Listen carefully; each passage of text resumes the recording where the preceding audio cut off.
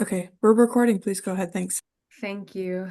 All right. It is Tuesday, February 10th at 6:02 p.m., and I am calling this meeting of the Governance, Organization, and Legislation Committee to order. I will begin by calling on members of the committee to make sure that they can hear us and we can hear them. Let's start with Lynn Griesmer. Present. I'm going to adjust my light. No problem. Counselor Ryan, I'm here. Counselor Lord, Present. and we are waiting for Counselor Cano Martin, who should be here shortly. I'm just going to make sure she didn't get stuck in the attendees by accident. No, not yet. Okay. So I know she will be joining us. She had told me she might be a little late, so no problem on that. We are going to start off our agenda today. And I want to, before I go to public comment, make a note here. We've got two proclamations and resolutions today that folks are coming to join us for. And so I'm going to move those up on the agenda. So we will go to those first. And if I do that and you are here for one of those proclamations and you were expecting to do it later, just let me know and we can move it again. But unless you're really interested in our bylaw review committee charge, I didn't want to force you to wait around for it. So I'm now going to go to public comment, general public comment. Public comments on matters within the jurisdiction of this committee are welcome at this time. You're welcome to express your views for up to 3 minutes, and we will not engage in a dialogue or comment on a matter raised during public comment. If you would like to make a comment on, oops, I'm just demonstrating. If you'd like to make a comment on Zoom, you can go ahead and raise your hand, and I will ask Athena to allow you to speak at that point. And if you're here for the proclamation as a sponsor, I will be inviting you to speak to that as a sponsor later, but you're welcome to do both if you'd like. And we do have 4 attendees with us right now. Okay. Seeing none, I'm going to move on to our proclamations and resolutions. Lynn, did you have someone coming for the Tibet Day one? I think so. But why don't you take the other one Yeah, first? no Okay. problem. I wasn't Thank sure you. if they were here yet because I think that'll be No, they're not. no problem. All right, so we are going to move on to it's got a long name and I want to make sure I get it all right. We are going to move on to the Town of Amherst resolution calling for federal immigration agents to be held accountable for violations of Massachusetts criminal law. And I will pull this up on the screen. And while I'm doing that, I'm also going to pull up my report. Sorry, one second, so that I don't forget to take notes on who does what and submit my report. Thank you for your patience. All right. Okay. So, Athena, if you could bring in, hang on, I've got it. The sponsors who are here. Oh my gosh, I share my screen and everything changes. I, Counselor Brevik. yes, Counselor Brevik. I don't know if John Boniface is John here. Bonifaz is here, and Jeff, so is Jeff Conant. Yeah, that'd be great. I think that's all I saw. That's everybody I saw. Sorry, I started sharing my screen and all my buttons moved. Yeah. Thank you. Okay, I sent prompts. Thank you. So Athena will send you a prompt. You just have to accept it. John, hi. Nice to have you here. Are you able to hear us and can we hear you? Yes. Awesome. Thank Hi, you. everyone. Let me get my video There we going. go. Yes. Perfect. And Jeff, nice to, I think, meet you. I don't think we've met before. Jeff is new to Amherst. Well, welcome. Glad you're here. And then Counselor Brevik, I believe, will also be coming in maybe. I'm trying. No worries. Thank you. I sent a prompt. Thank you so much. Awesome. So just as a premise, GOL, to the committee members and to our community sponsors, as a reminder, what GOL is reviewing this resolution for is clarity, consistency, and actionability. We are not, this is not the committee that will be getting into substantive discussion, and I'm trying to really keep us focused on that. It's a slippery slope to sliding into substance. So we're going to try to stay on clarity, consistency, and actionability. And please forgive me if I pause us to say I think we've lost that theme. We would love to hear from you a little bit about your resolution, even though we won't be going into substance. And hopefully we will be able to declare this clear, consistent, and actionable, and it'll get to the council for their next meeting. I don't know if Jill was able to join, but Jeff and John, if you're willing to start us off and kind of talk us, just you don't have to talk us through the resolution. We'll go through line by line, but if you want to give us a quick intro, that's always welcome. Sure. I'm happy to start, Jeff, if that makes sense. Yeah, please. Okay. So thank you, everyone. So this resolution is designed to have the Amherst Town Council, speaking on behalf of Amherst, urge the Attorney General of Massachusetts and district attorneys across the state to carry out their sworn duty to enforce state criminal laws against ICE agents and those directing them when they have engaged in unlawful actions. It urges them to open criminal investigations into any unlawful actions that may have occurred in the Commonwealth of Massachusetts, and then, where appropriate, to engage in prosecutions of any crimes that have occurred. It also urges the governor of Massachusetts to immediately cease any existing cooperation agreements with ICE. And while the governor has recently announced that she will not be engaging in any future agreements, there is still at least one pending agreement with the Department of Corrections that this resolution is designed to urge her to cease. I think that basically covers the main purpose, but Jeff, feel free to add whatever I've missed. Yes, thanks, John. I guess I should say at the risk of getting into the substance, and I'll avoid that to the best I can. The process of getting this resolution together was a process of sort of an ad hoc group of Amherst residents with legal advice and counsel from John and his organization.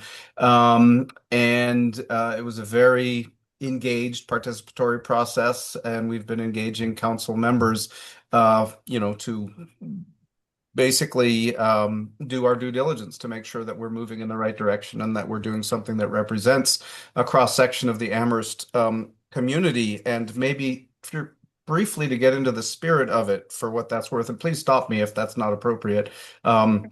This resolution is meant to protect Amherst residents, to urge state officials to protect all Massachusetts residents, and to send a clear message that we are a town that stands up for the Constitution and the rule of law, right? The lawless mob that is ICE will come to Amherst sooner or later, and they will sow terror. They will disrupt our schools and workplaces. They will kidnap our friends and neighbors, and they will disempower our public servants. And this resolution is really about empowering local and state authorities to take action, for this eventuality. ICE is not about immigrants solely. Immigrants and folks of color and trans people and anyone who stands with them are the targets and the scapegoats and the front lines of this fight. But ICE is about cruelty, ICE is about terror, and ICE is about degrading all of us until we give up our democracy. And this resolution is really about standing up for our democracy. And lastly, just to say, last Friday was a national walkout, and Amherst did itself proud with a huge outpouring on Amherst Common, on the town common, hundreds of people out in subarctic temperatures, freezing up to our knees in snow, and hundreds of students from the high school and the colleges walked out and showed up, and those youth depend on us as a town to show that we care about them, their rights, their future, and the future of our democracy. So, we believe and we hope that we've done a really good job with the due diligence of the resolution so that it fits all of the requirements, and we think it really stands for what Amherst believes in. So thank you for your work on it. Thank you. So I'm gonna just bring Amber in. I think she's in our, yep, I see you. We're gonna bring her into the room. She's in our attendees, and give her an opportunity to speak to this if she would like, maybe. And then we will start reviewing this. I do see Jill as well in the attendees. Yep, Jill is in. I think she messaged me that she's deferring to Amber for speaking on this one. Thank you, though. All right. Hi, Amber, welcome. You're fine. Can you give me just a quick update of where we're at? Absolutely. Okay, I'm Yeah. running from another work meeting, so I apologize. No problem. So we just got an overview from Jeff and John. Thank you for the alliteration. It's Jeff, John, and Jill is a really handy alliteration here. And so we just got a quick overview of the background for this and kind of why it was brought forward. And if you would like to speak to it at all, you're welcome to. You don't have to. I just want to make sure you have that opportunity.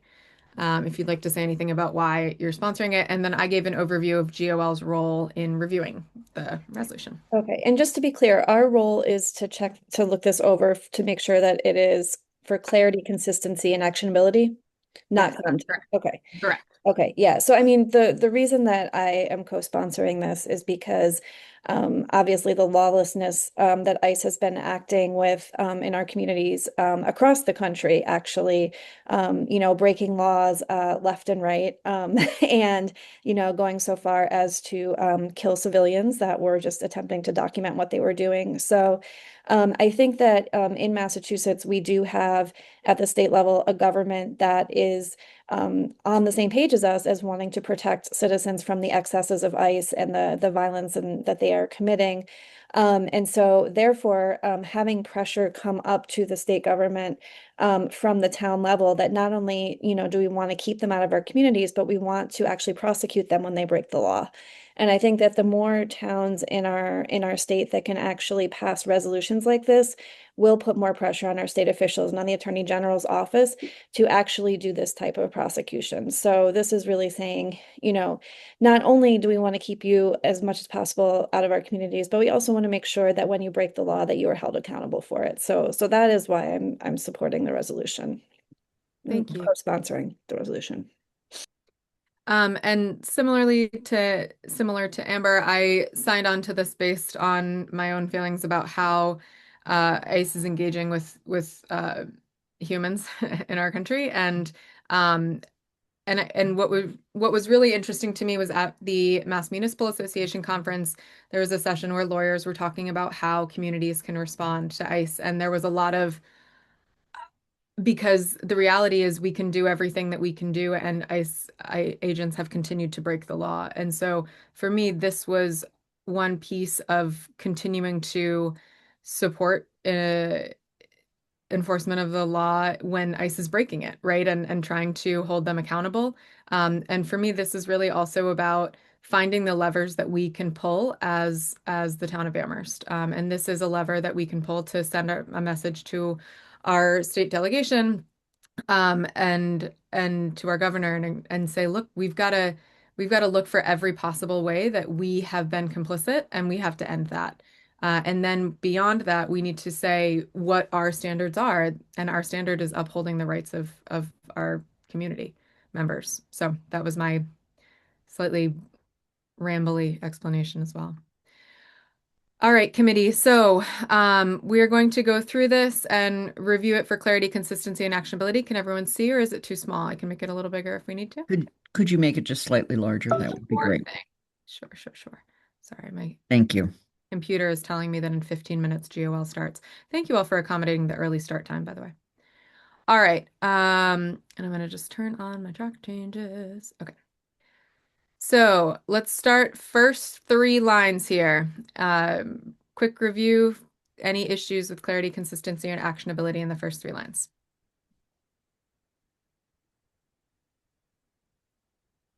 Okay. If you're not done, I know that there was a revised version sent, but I believe the changes were very minor. So as we're going through, I don't want to rush you, but I don't want to sit here if you're already done reading. Lynn? I'm not in the first 3. I'm already on to the next. All right. Next 3. The word ICE appears, and it probably should be spelled out first and then ICE put in parentheses. Mm-hmm.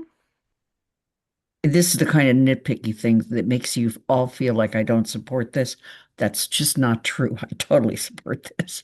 It's just, this is the job of GOL. Thank you. Yep.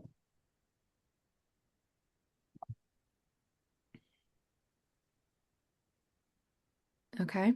Continuing on. Whereas the sworn duty. Lynn, just so you know, your hand is still up, so I wanted to Oh, make sure. thank don't- you. I do, I have to see, there's one more that I caught, but I'm gonna Yeah. wait till I see it. Sorry. Whereas section 287, G of the immigration. Whereas despite the purpose of.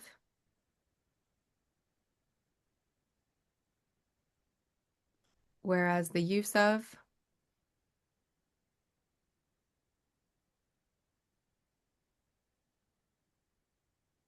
Whereas every entity.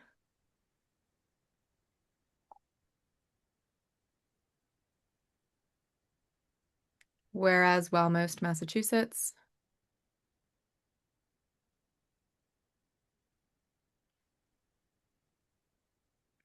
Whereas on March 25th.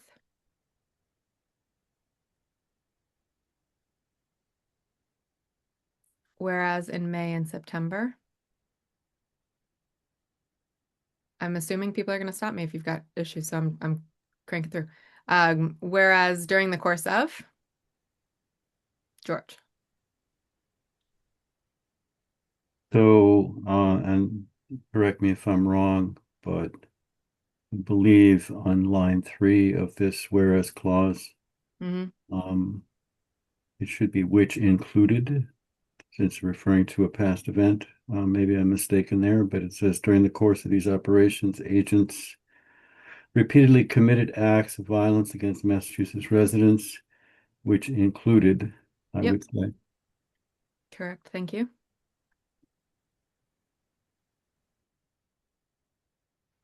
And then I just deleted this here because we had already spelled it out before, just as a clarification. Whereas public reporting.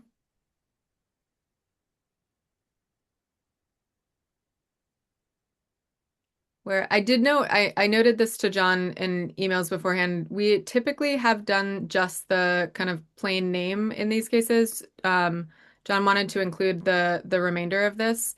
If folks are okay with that, that's fine. I do have questions, John. I think for future resolutions that we are primarily reading fully out loud, the proper way to read these. That was one of the concerns that I had with this for other court cases. But that's my own education. That's not the matter of the committee. Just it was a question that I had of what's the most proper way to do this.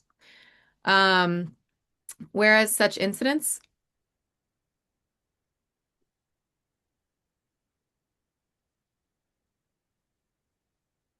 Whereas the supremacy clause. Lynn? There's a foot, I'm already down at the next one where there is a well-established. Okay. There's a footnote there, but I don't see any reference. It's down here. Ah, finally, there it is. It wasn't there when I saw it before. Thank you so much. No problem. Whereas relevant Massachusetts authorities.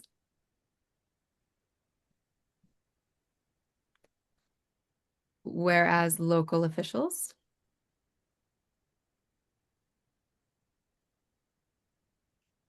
Whereas the Amherst Town Council.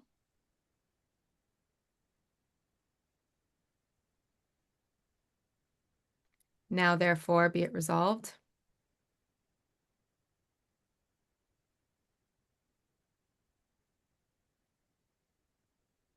Be it further resolved. Oops, sorry. Lynn? Yeah, the way in which appears, at least here, is an unusual format for us. Is there something we want to do? It was initially bullets, and I had encouraged John to push it into one paragraph. That was really long, so this I think was kind of the attempt to kind of meet in the middle there. It could be a very long paragraph. To my recollection, we don't often do bullet points. If the committee is comfortable setting that as an example, that's fine, but that would be the committee's decision. Yeah. George Yeah. has his hand up. Yeah, I was gonna say, do you want me to go to Councilor Ryan? So it was a bullet point before now. It's, I believe, the very first sub-statement, making a public statement. Mm-hmm. It references a case called Neagle, Neagle. I don't know how it's pronounced. And it very well may be in this document earlier, but I couldn't find it. Maybe the sponsors can point it out to me, but if not, the question arises as to what it is. Drury, I believe, is referenced and mentioned, but I couldn't find Neagle. I don't know if anybody has any thoughts on that, or maybe it's in here and I just didn't see it, or maybe it's in a footnote. I don't know. John or Jeff? Go ahead, John. Yeah, that's a fair point, Counselor. I think it should have been referenced earlier. It is one of the cases that establishes that. I think for the purposes of this bullet line, it may be possible if the committee agrees to take out announced in Eagle and Drury, just making a public statement confirming the principles that federal officials and agents are subject to state criminal jurisdiction. That makes sense.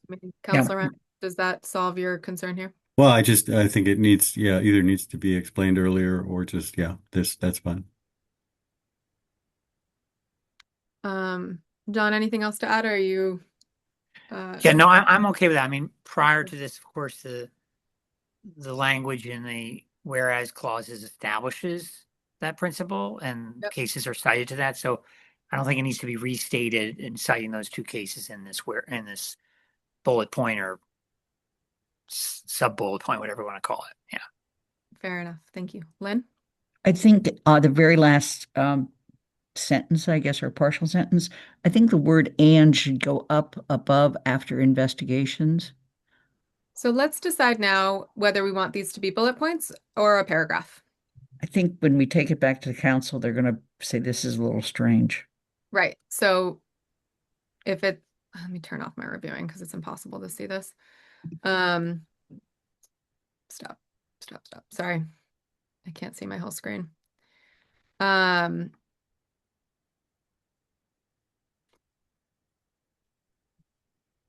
Yeah.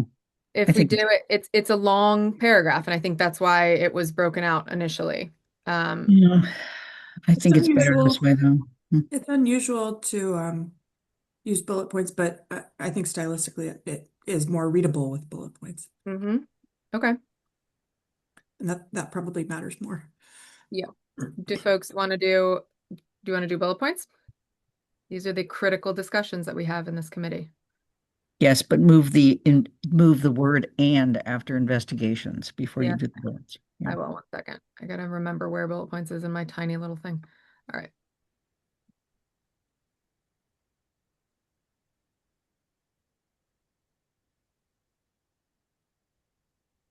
Okay. We good with this?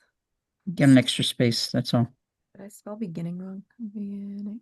No, that's spelled Why correctly. yelling at me? My track changes, I think, are making it weird. Okay. Last two, be it further resolved. Oh, John, sorry. Yeah, I just want to make sure in the making the bullet points, is issuing now scratched out, or is that just It's the way? not something. I think something got funky with my reviewing. It is not scratched out. I think for some reason the bullet point is, but I'll make sure that when I fix that changes, I'll keep it on the screen so we can confirm. Thank you. Great, thank you. Be it further resolved. Okay, and last, be it further resolved. I would actually also like to include Lieutenant Governor Kim Driscoll. Just because they really present themselves as a team. Oh, you're gonna make me spell lieutenant. Oh, help me. Oh, no, I meant up in the paragraph above there. You can get away with that. Oh. So upon Governor Maura Healey and Lieutenant Governor Kim Driscoll. Lieutenant. That's not right. Is that right? It accepted it. You know what? That's my win for the day. Now watch me spell governor wrong. Okay. I don't know if that's right, Lieutenant. But it doesn't seem right, does it? You know what? Look, this is my actual nightmare. So if I'm happy to have it be corrected. I think it's Lieu. Yeah. Thank you. Lieutenant. Nope. And then T. There we go. A-E-N. Yeah. Oh, yeah. Okay. So does that mean we should also send it to her? Yes. Great. I'm just copying and pasting. I don't want to try to go through that again. All right. It usually Usually these names are in reverse order from the highest office to the lowest office. Ma'am. I'm sorry. Just, That's what GOL does, Anna. I'm regretting everything that I put on my survey of committees I wanted. I'm missing some of our former members who were, it was their job to do this. All right, I think we got it. And I'm gonna just delete my weird and at the end. Okay. All right. And then I think you're missing an and before Amherst Police Chief Gabriel Ting. Well, and you're missing lieutenant before Governor Kim Driscoll. I think, you know what? I feel the way I feel. All right. You're right. She's going to copy it, right? I did. Oh, I absolutely copied it. I'm never typing that word again. Do I we will, I will not- handwrite it like a old school. I'm sorry. Do we want to also include our town manager? We typically do not include our town manager Okay. All right. because he has to hear us talking about it. Still listen to us all the time. All right. Do I have? Because his hand up. Oh, sorry. I'm sorry. Counselor Ryan. So under actionability, Yeah. It says a measure we found actionable if it does not conflict with MGL, the Amherst Home Rule Charter, or any other law or bylaw or resolution Mhm. applicable to the town of Amherst. And I would just point out, I believe the resolution does mention a recent resolution the council passed on in support of democracy. But I don't know, and again, I may have just missed it, though we just went through it, whether it references the sanctuary community bylaw, which is quite extensive, 3.9. I don't think there's any contradiction here, but I just point out that that is something that it might be worth including or at least referencing. I don't think there's any other resolution that this council has passed on this subject. There have been public statements made by the town manager, two, in fact, Mhm. and I believe also from the school committee, the regional school committee, related to this issue, but those don't fall under this aspect of our charge. So I added George in as well as the Town of Amherst Sanctuary Community Bylaw. I do feel like that is referencing upholding human rights. It's Is mentioned that- there. No, I Okay. just added it as you were talking. Okay. Um, This is the sponsor's decision. It's not, and it's, but it does seem that it would be sensible to mention it or reference it or at least point to it. So let me check with the sponsors. Amber, and I know your hand is raised for something else, but sponsors, do you have any issue with this addition? John or Jeff or Amber? No issue at all. I agree with the recommendation. I do Yeah, too. yeah, I think it's fine. I don't think that one really has to do with the other. I think it's really, I mean, I'd have to reread the bylaw, which I did recently, but I'd have to read it again. But I think it's more how the police in Amherst will act as opposed to what our state officials will do should ICE, commit crimes in our state. All right. Anything? Okay. With that said, are there, Amber, you had your hand raised for something else. Sorry. Yeah, so I just have a process question. So there has been, folks in the community that are organizing around this issue of, how we deal with ICE and how we protect folks in the community from ICE. And I'm just wondering if this comes to the council, which it sounds like it will, at the next meeting, and folks want to add something to this, or amend it in some way. If it gets amended at the council meeting, will it then come back to GOL again for more to be, checked again? Typically, no. I think in cases where it would be significant changes, then I could see the council possibly making that vote to re-refer, but it's not an automatic referral back to GOL. Okay. Motions can be made on the floor to amend resolutions and proclamations. Okay. And because it would be like a content type thing, so that's why I'm not gonna. Exactly. Won't Yep. bring it up here. Okay, got But it. Athena might have some additional thoughts on that. Yeah. Thanks. Only that that we usually ask that if counselors have amendments, they send them in advance of the meeting so that we know. And if that's the case, then it would be removed from the consent agenda. If it's unanimous here, then we might put it on, or the president might decide to put it on the consent agenda on Monday. the 23rd. Great. Thank you. Okay, with that, sorry, I'm trying to be better about my reports, everybody. So, is there a motion to find the Town of Amherst resolution calling for federal immigration? Lynn, do you want me to finish or So moved. You didn't let me finish reading it. Clear, consistent, and actionable. So moved. Thank you. Second. Thank you. Any discussion, further discussion? Okay, calling the vote. Lynn, Aye. Counselor Ryan, Aye. Counselor Lord, Aye. Counselor Kano Martin, Aye. and I am an aye as well. Well done. Thank you so much to our sponsors. I will be accepting all of the minor changes that we made, making sure the formatting is still right and that last bullet point is there, and I'll send it to Mandy and Athena for the meeting, hopefully on Monday, but I'm not positive what the timing is. Not on Monday. No, sorry. I do get one Monday off. At our next meeting on the 20-something. 23rd. 23rd. Thank you. Thank you both so much for joining us tonight. Thank you to Jill as well. I think she had to hop off, but thank you very much and appreciate your work on this and your advocacy. Thank you, Thank everyone. you all Thanks for your much. public service, and yeah, Great. Thank see you. Thank We'll you. see you on the 23rd. Thanks. Bye. Thank you. Bye-bye.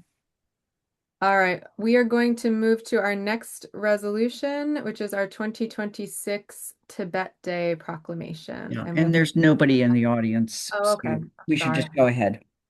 All right. We've had a resolution like this before.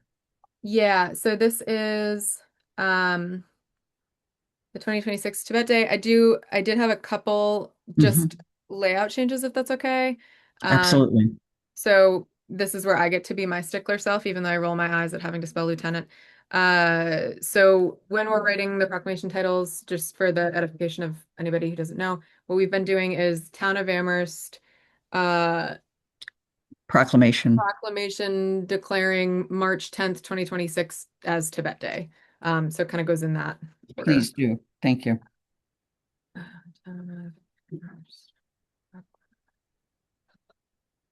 Then It also goes on letterhead. yes, and I was going to add in the image. Okay.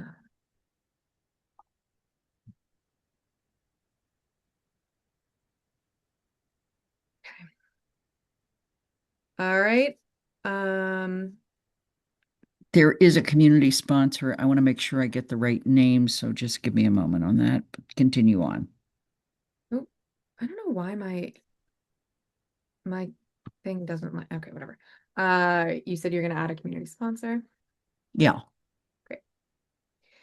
I will go through as we're going through. I will be bolding the whereases, just so folks know. And let's begin. Okay, I'll fix that later. So, whereas on March 10th, whereas the annexation. Amber, I'm sorry, Counselor Kano Martin. Sorry, and maybe I just don't know this word, synchronization? What is that? Maybe I just don't know the word. I'm sorry. No, you're fine. Means Lynn, making into Chinese, it is turning them into Chinese culture. Yeah, it's an unusual word. I don't think most people would know what it means. I had to look. Yeah, you'd have to look it up, but I assume that's what they intend to be saying. Yeah. It is. It's the process by which non-Chinese societies or groups are acculturated or assimilated. Assimilated, right, exactly. Thank you. Yeah. You Yeah, could change it and make it, assimilation into or something. I don't know, but I think Counselor Kano Martin is right. If anyone reads this, they would probably, unless they already know it, they would be somewhat puzzled. I think it's more than just assimilation, though. I think that's why. Athena, you would, I Yeah. believe. Yeah, it is. It's a high level of schooling and denying of culture. Right. So Does it it does need have to a be- very precise meaning. Okay. Yeah. Does it All mean, right. Well, leave does it it in need to then. be capitalized though? That's what I was trying to figure out. Let me look it up. It does I seem don't to. think it ought to be capitalized. No, I don't either. I think So it can be. There is a reference to the term well capitalized being used more, quote, more narrowly in reference to specific policies of the government of China towards ethnic minorities. Then I think So that's what they want. It needs to be capital.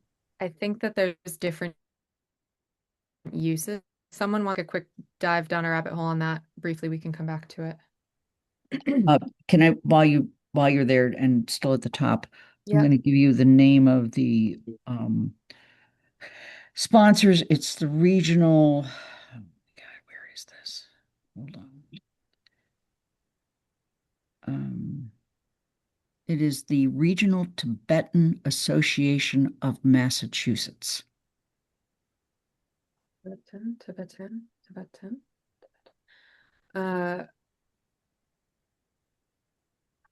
My brain is wired in a way that makes spelling challenging, and I hope that I spell everything right, and I hope that this committee will tell me if I do not. That looks correct. And autocorrect is messing with me right now because I'm Right. okay. So shall we continue on here? Please. All right. Awesome. Whereas the annexation and ongoing suppression. Whereas as many as 1 million. Whereas China illegally occupied Tibet. Whereas a legislation titled, George? Yeah. This needs to be, I think.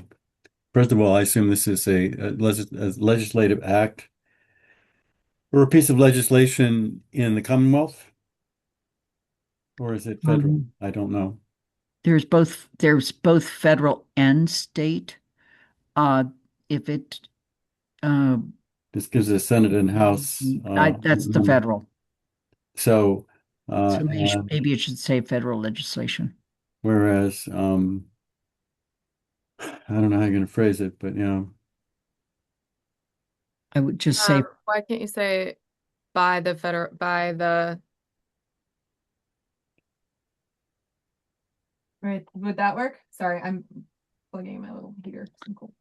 the other option is to just up right after whereas, get rid of the word a and say federal legislation. Was signed into law. Okay. Okay. Do you want time? I'm checking on making sure that that's what it is.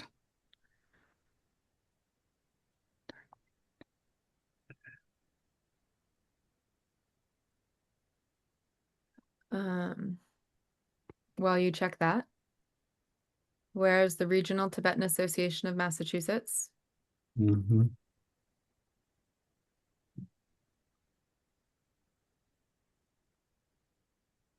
whereas the town of Amherst,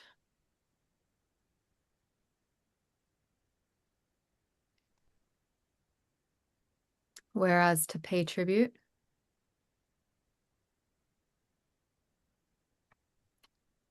I think this is supposed to say Northampton City Hall. Is that correct? Yes. And should this say the Amherst? Do they have a specific? Amherst Town Hall.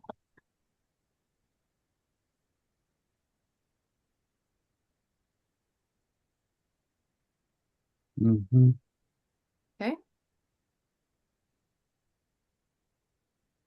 Now, therefore, sorry, I know it's little.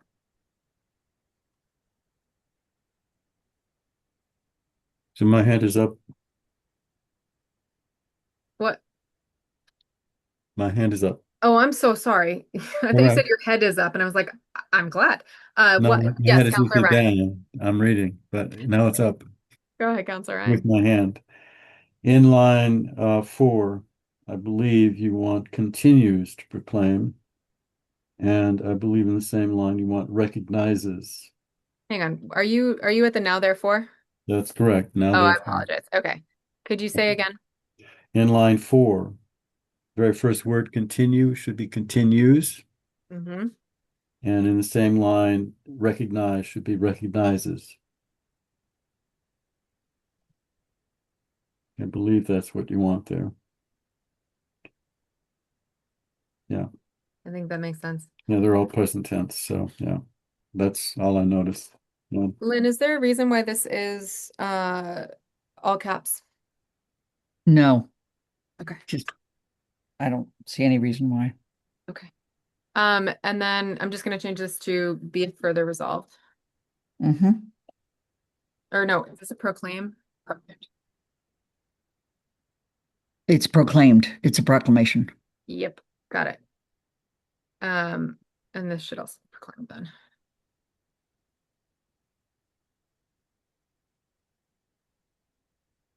Right, good, thank you. Yep, got it. Okay.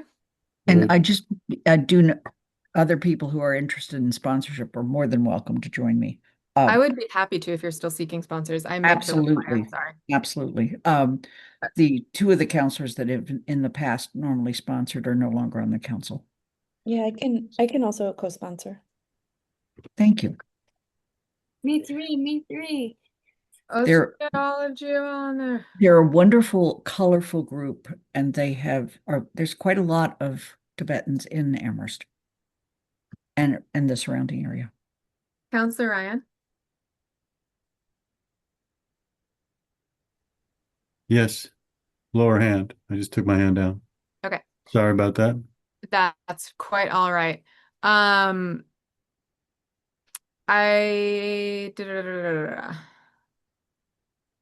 this should say, and that the clerk of the council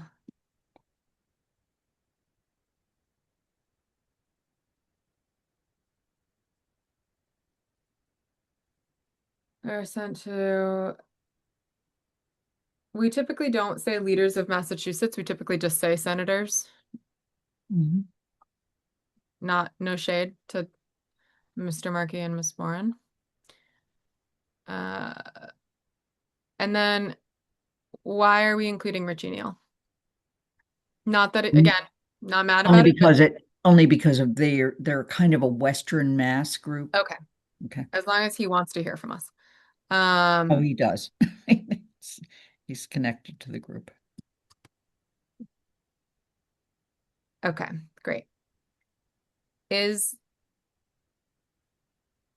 Sorry, I have my template now and I'm trying to be good about it. So you'll have to forgive me for one moment. If it gets your Okay. reports done, that's great. Ugh, I still hate everything about that. Okay. Is there George? This is perhaps for later, but I would like to come back to the template and to your request for assistance at some point in the meeting. Okay, thank you. Okay, is there a motion to find the Town of Amherst proclamation declaring March 10, sorry, just realizing everything is weird here now. March 10, 2026 as Tibet Day. So moved. Is there a second? Second. Wait, what did I just say? To find it clear, consistent, and actionable? Did I say that? Right. Okay, good. Sorry. Calling the vote, Counselor Lord, Aye. Counselor Ryan, Aye. Lynn Griesmer, Aye. and Counselor Cannon Martin, Aye. and I am an aye as well. Okay. Not. Thank you all very much, cruising through. Lynn and Counselor Cannon Martin, can you remind me when you need to depart? Do you need to leave before 8? About 5 minutes of, we'll be fine. So I wanted to talk briefly about the Finance Committee vacancy. If people had a chance to review the multi-member policy, I don't think I asked you to, so it's not a surprise if you did not do that. But our next step is to reach out to the candidates to remind them that they did submit their CAF for this and to schedule interviews. I wanted to talk to the committee to see if you wanted to try to hold an interview during our typical meeting period. The multi-member appointment process does say that we are to do this in a group interview format. And so if we would like to do it during a meeting, we can see if the applicants are available to join us at that point. If not, we would need to schedule a special meeting. Do folks would folks like to try to get it done during one of our upcoming meetings?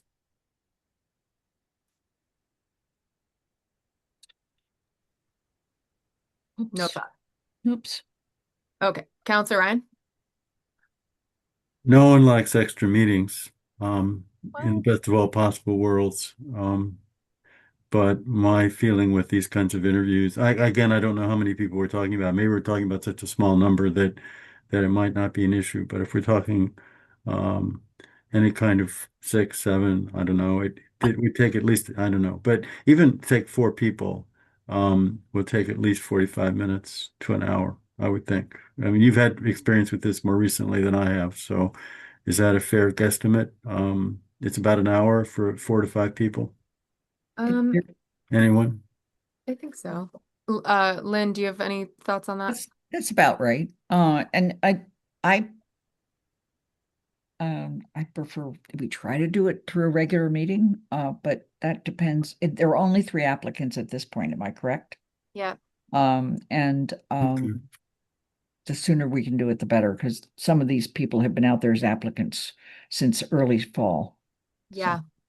So the way that Okay. this will work for folks, so I'm looking at our meeting calendar and I'm looking at what we have to do. And I think I don't think I've outlined clearly what the process is. So I want to make sure we're really clear on that. We are at the stage in the appointment process where we are soliciting statements of interest from our applicants. This is different than the CAF that they filled out. The statement of interest actually gets at why they want to be on finance. And this is sent, the request for those statements of interest is sent to the candidates alongside the selection guidance that that the last GOL voted, and just a refresher on the charge for the finance committee. We typically like to give, there's no required time on this, but we like to give at least a week for folks to do an SOI. And then when we think about posting dates and all of that, we're looking at probably around 2 weeks, ideally, from when we reach out to the applicants to when those interviews are. Applicants have to send in their SOIs 48 hours. Is that right? I think it's the same 48-hour rule. But they have to be posted in that meeting packet. And they have to be in the packet, right? It's something that we have to get ahead of time. Mhm. So when I look at, and at that point, the applicant pool, when it comes to that kind of meeting, when the SOIs are posted, the applicant pool is considered closed for that body, for that vacancy.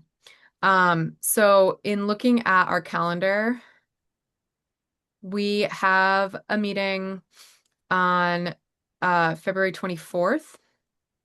And then we have our next meeting after that on March 10th. I think that we could say March 10th, it's a month from now, would be a fair date to do interviews. But I want to confirm that we have a quorum and to kind of check in with the committee on that. Are people planning to be here on March 10th? Counselor I Ryan? will be. Yes. Oh, sorry, Counselor Ryan? I will not be. Okay. Counselor Ryan, do you have strong feelings about being here, or would you be able to watch a recording, or would you say that you can't be here and the committee should go through with the decision? What would your preference be? Well, I would certainly want to watch a recording. I think the committee is perfectly capable of asking questions that are already submitted in advance. So I'm more interested in the answers and so I don't think I need to physically be here or be present.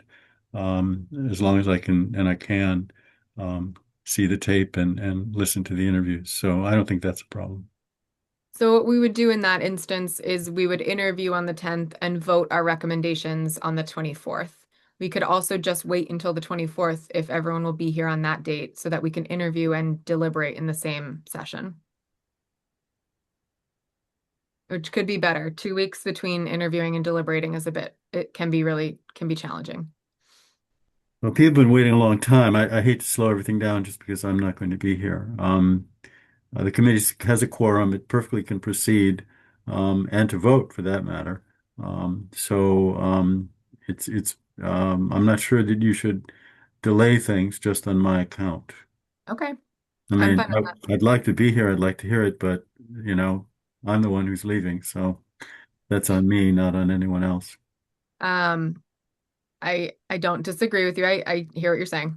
All right. So, and I think my biggest point of agreement is around trying to get these folks seated or this person Yes. seated. I think that's the key point piece at this point. So why don't we plan to do the interviews on March 10th, and we will interviews March 10th, and deliberation will also occur at that meeting. All right. So the next question is, in prior years, we've had folks, I'm happy to reach out to the candidates. I think there's so few of them. In some past committee vacancies, it was a much more arduous process to reach out to all of the candidates, and I requested help. But I'm happy to do it given there are so few. Or given that there are a normal amount, we're not trying to fill a full committee. So I will reach out to the applicants to check in and let them know the guidelines for their statement of interest, and confirm their availability for the 10th. If applicants are not available for the 10th, would we like to say the backup date is that next meeting? And so I can offer that as the backup option. Yes. And if there are applicants who are like, Tuesday nights will never ever work for me, I will reach out to the committee to try to schedule something. Mhm. Does that sound good? Sounds good to me. All right, great. Counselor Ryan? The CAFs. I think I've already mentioned this to you outside of the meeting, but I would really like to see them, and I can't find them on SharePoint.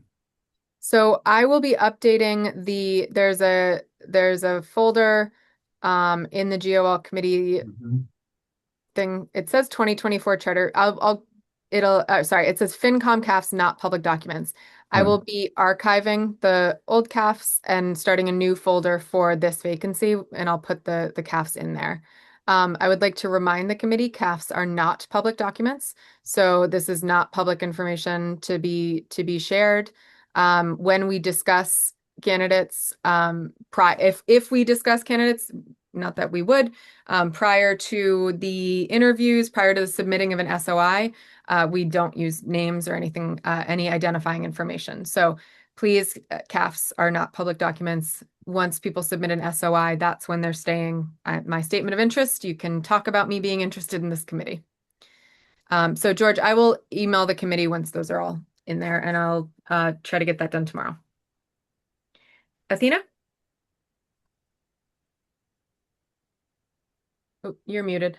All right, Oh, I there. pushed the wrong button.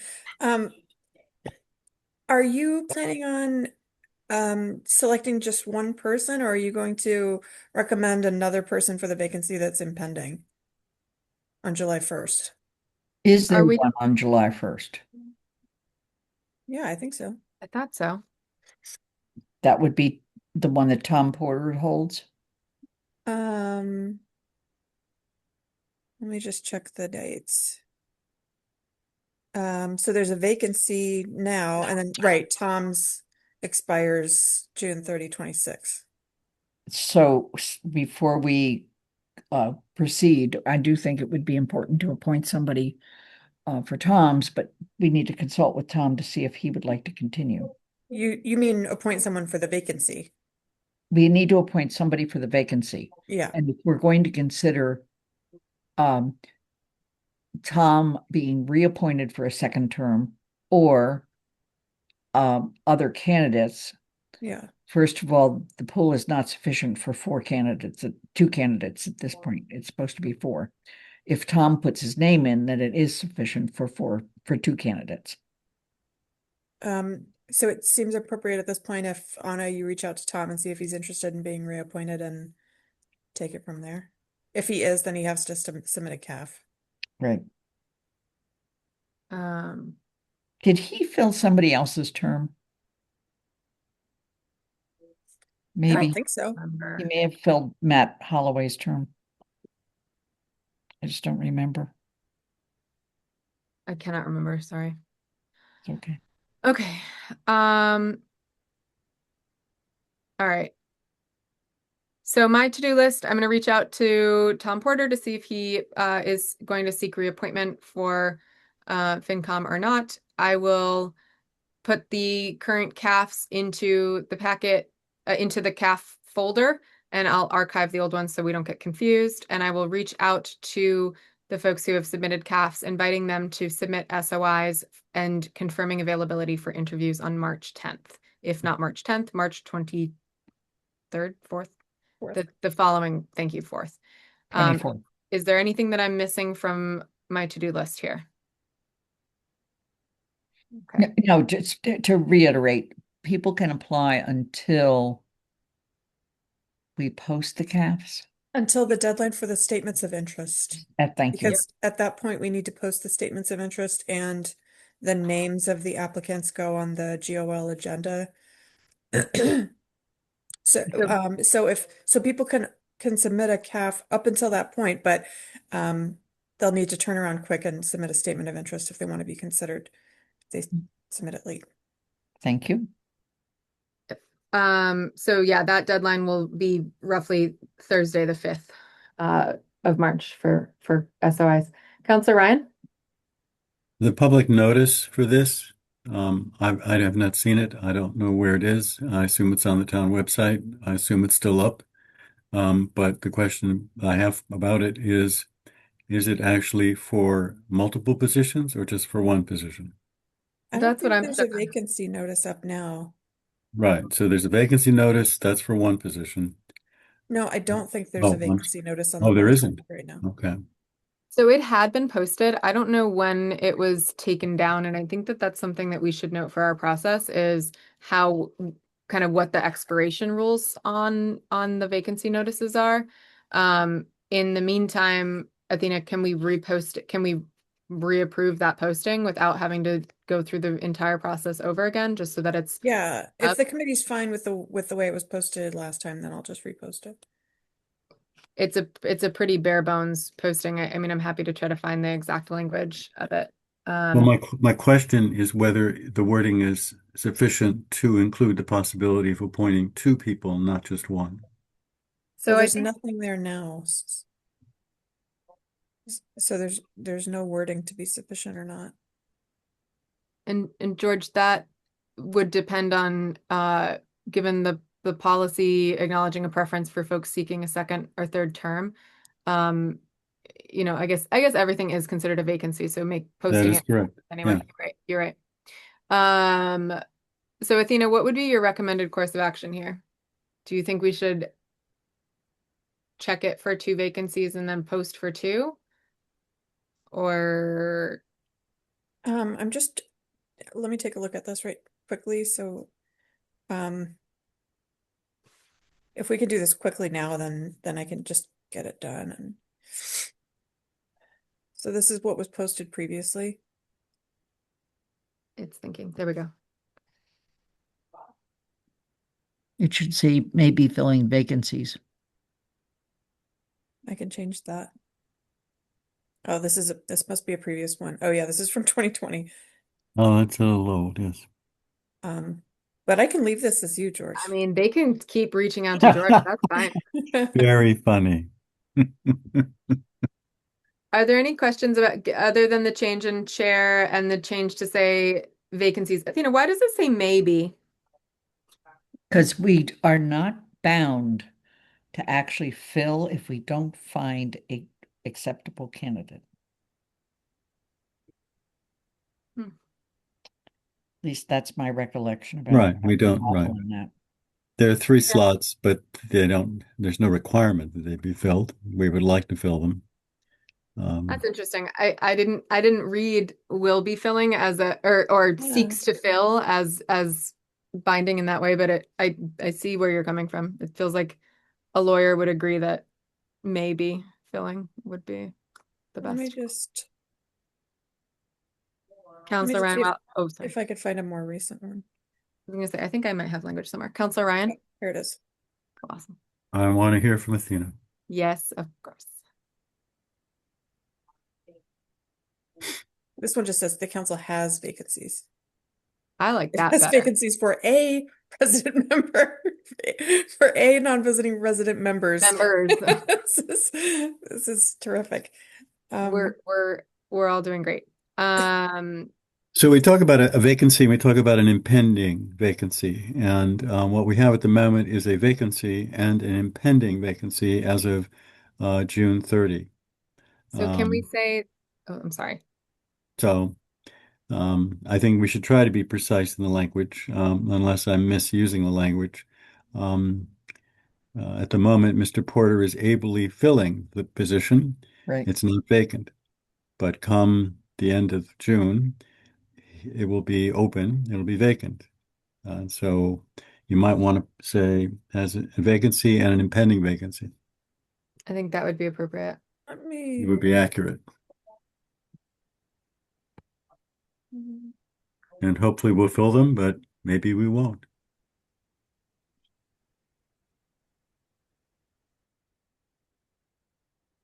How long would you like this posted? Until the 5th of March.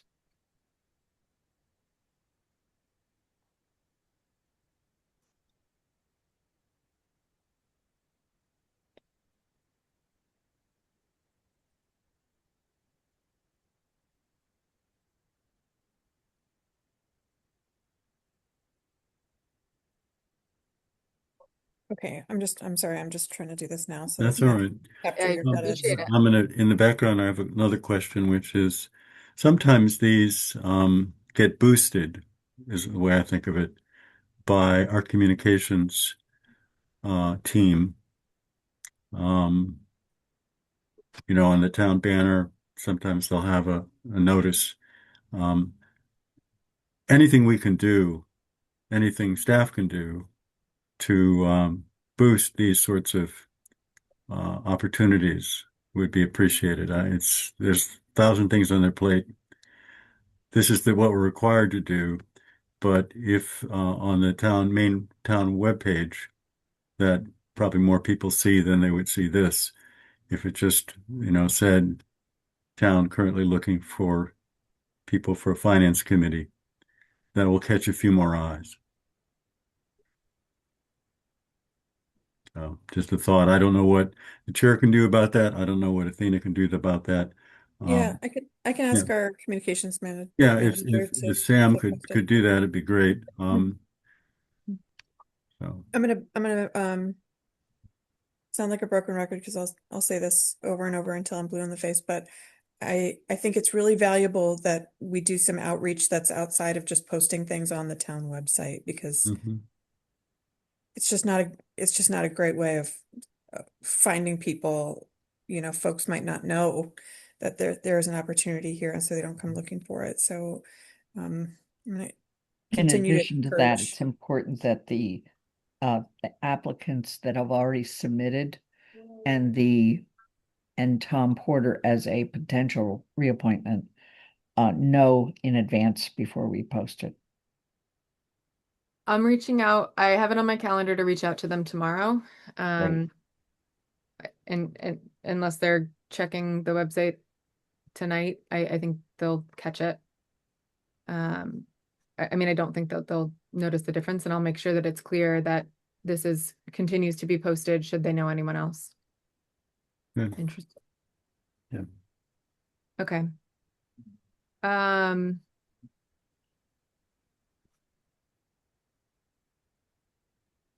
Any further discussion on this? Athena, thank you for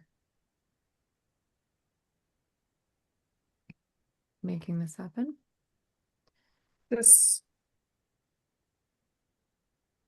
fine.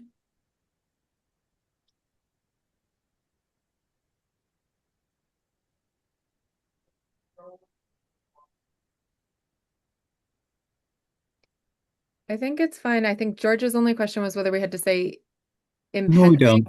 I don't think we do. I mean, this is fine. I mean, that's language we use, and we can. But I think this is just simple and direct. It's fine. Okay, that works for me. Yeah. Um, It's just so the committee understands, and we have new members that that's the way we refer to, a current vacancy versus impending vacancy. Mhm. Yep. That everyone is expected, even if you are currently serving on a body, you still have to fill out a CAF, you still have to reapply. While there is a preference given to those who have served, and it means a lot, there's no guarantee. And so they have to actually submit another CAF, and they have to submit another SOI. Yep. Okay. It's not unusual. I'm sorry, I can't raise my hand. Mhm. This is up. Please. Okay. It's not unusual during interviews for the committee to speak with the applicants about which terms they prefer, and a term length they prefer. So, because there's a vacancy and an impending vacancy, that's something that the committee could discuss with applicants on that day. Great. If someone has a preference to begin immediately or Mhm. Okay. to begin in July 1st. Well, Right. and Tom's position's not available till July 1st unless he resigns. Right.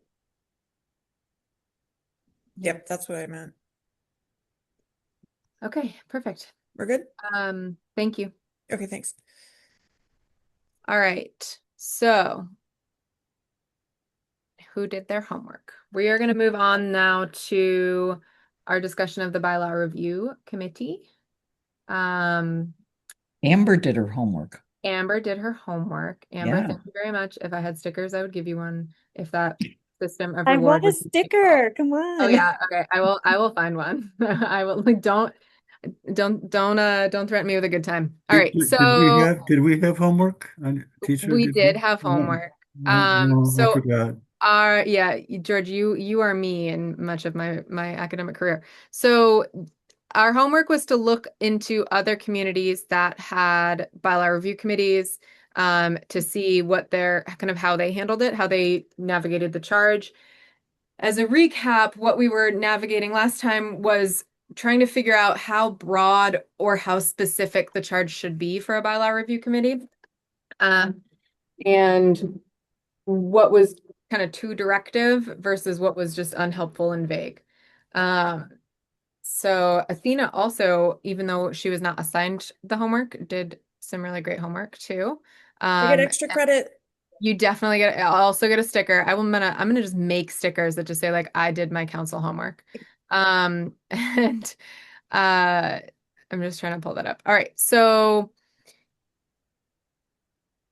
Amber, do you want to give us an overview of kind of what you found, or and I did put it in the packet as well if folks would want to refer to that. But Amber, do you want to give us a quick overview of what you discovered? Yeah, so I was just searching for towns in Massachusetts that had a bylaw review committee or some such thing. And so what I did was I took the charges and I copy pasted them into a document and then I sent it to AI to summarize and I asked it to do it by order of like the most commonly items that appeared in the charges to the least common. So if you can, I don't know if you guys have it up in front of you, but Share it. 1 second. Or keep talking. I'm gonna pull it up. I was in the wrong folder. yeah, Sorry. okay. So yeah, one part is about updating and standardizing definitions, simplifying complex language, yeah,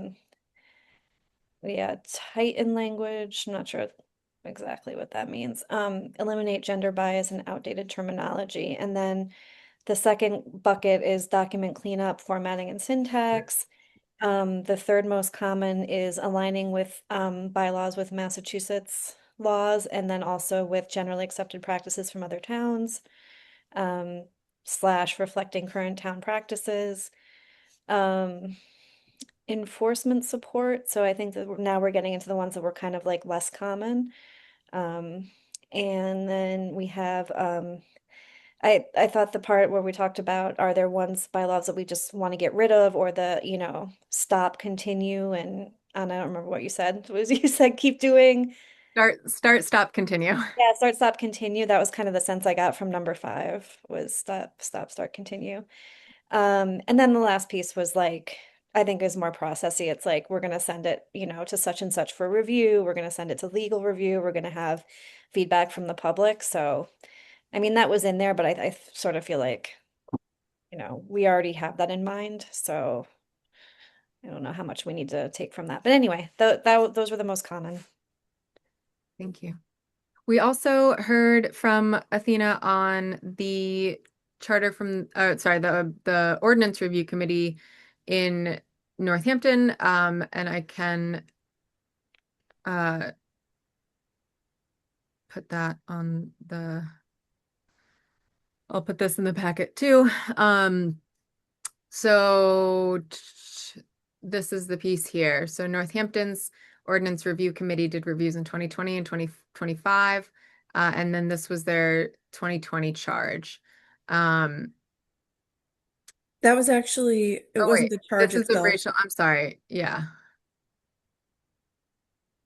I apologize. This was the this was the racial equity lens, right? Right. Yeah.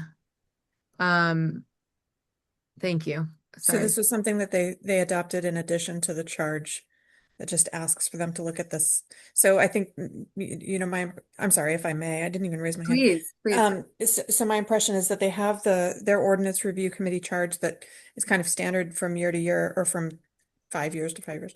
And then they did this as kind of a special addition to the charge. Great, thank you for clarifying that. All right, so I'm going to pull up our draft here. Did anyone else have a chance to try to earn a sticker and do their homework? All right, that's fine. No stickers. I mean, I'm not giving myself a sticker either. I did look at West, I can't remember. I did start researching, but did I write down my research? No. So let's talk through this. The bylaw that we have in front of us that I'm going to share in a moment as soon as I can pull it up. If we look at it, if folks are comfortable looking at it through what Amber suggested in terms of kind of that, I don't know, framework isn't necessarily right, but kind of the priorities, that might help to focus us a little. And I am sharing my screen. I'm talking slowly so that I can resize everything. All right. Okay.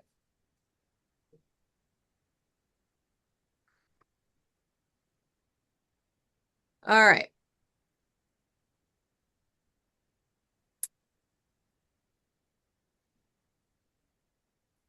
Where I think we got mostly stuck was the charge piece and the purpose. Is that right? We're not really in doubt on the quoting the charter part. Right. So if we're taking into consideration what Amber found in her research, I'm so sorry, what Counselor Cano-Martin found in her research, I apologize.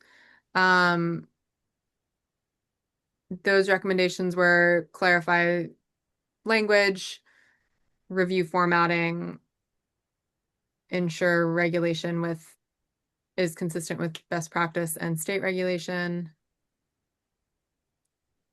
Sorry, folks. I spin on this one a little because I'm not quite sure where to like sink my teeth in first on it.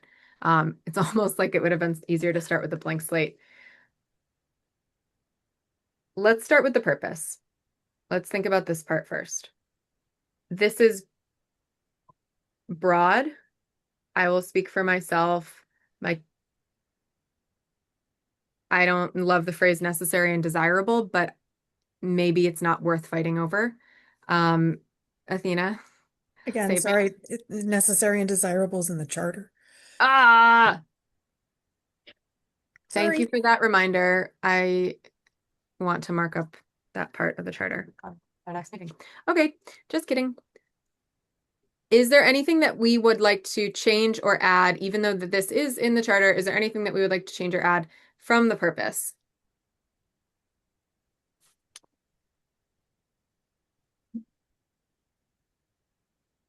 I'm sorry, I won't add that. Okay. Oh, I'm sorry, Councilor Ryan. So I think we're trying to figure out, and this research is very, very helpful. We could take some of this language and be more directive. And because right now it's not directive at all. And it kind of leaves it to the Charter Review Committee to form a work plan. And I assume one of the first, and they'll have very able guidance from staff. And she will make sure that they look at model documents, etc. So they'll do a lot of this work and maybe even borrow some of what we've done, but they will do it and then they will set their work plan. But it does seem like it might be helpful if we gave a sort of a general sense of what we have in mind. So I think it's that question, first of all. Do we want to be directive, at least broadly speaking, or do we want to be just like, okay, just use the charter language and you guys figure it out? Committee members, any thoughts? Trying to find my hand. There it is. Counselor Cano Martin. Yeah, so what I noted about the charge piece is that it is very like, instead of being like you're in charge of doing this entire task, it's like broken down almost into like a step by step, you have to do this and you have to do this. And so I mean, I think the charge would be a place to tell people like, or to tell this, committee, like here's what the task is. Like you're reviewing the bylaws and you're reviewing them on the basis of this, this, and this. And then, you all can create your process from there. At least from what I could tell, other towns that have done this, their charges didn't look like this. It looked like, what you saw. It's like, here's what you're looking for, basically. And I Yeah. mean, I think it's appropriate to give them a time deadline, like we have to have it within this amount of time, but not to have this many bullet points about how they have to go about it. Thank you. Lynn? I think it's very important that they also have the history and a link to the prior report so that they realize that this was done in a very thorough way within the last, I guess it was about 7 years ago. It was done prior to the council convening, and then we had our own committee, and that went on, so that they understand that this is not the first time that we've done a review since becoming the city known as the town of. So, and they can see a sense of what people have done in the past. That's all. Thank you. I found the Northampton report really interesting because it ranged, and I appreciated, Athena, thank you for sending it. It ranged from those housekeeping things to, hey, these are bylaws that we believe should be that are recommended for adoption based on their impact for historically marginalized communities, and then bylaws that they recommended should not be, but that people recommended to them or spoke to them. I think the Northampton report assuaged a lot of my concerns with the nitty-gritty of a committee that doesn't have expertise delving into bylaws that require a lot of expertise in how it handled a lot of what they called housekeeping changes. So I appreciated that. And so I think what I'm hearing, Amber and Lynn, if I'm hearing you correctly, is that we want to give them the context, but that we are going to kind of trust the process that they will get to a result that addresses possibly both of those things, or at least is a thorough process, even if it doesn't get to those exact things. Is that what you're saying? Mhm. Okay, so we're leaning towards a more broad definition, or broad charge. Is that right? I think so. Counselor Kim, okay, thank you. All right, so from there, when we think about that, how would we like to shift this? What would we like to remove from here that is making it too specific? Proposals. Or is it just really that we're not actually adding in what they should be reviewing for?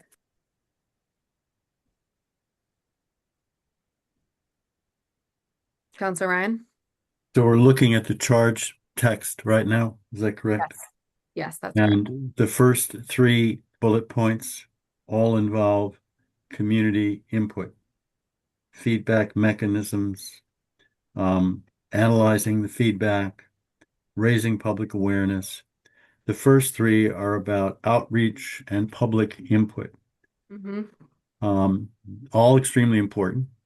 All we expect that they will do could be stated in a single bullet point, or it could just not be here at all. But I don't think you need three of them. Do they need to be told how important it is that they consult and engage with the public in a systematic way? Or is that simply something we'd assume that they would do? But so that's the first question. And if we assume they're going to do it, then we can just take them all out. If we want to emphasize it, we should probably have a single point simply saying, something to the effect that need to, engage and seek, public input.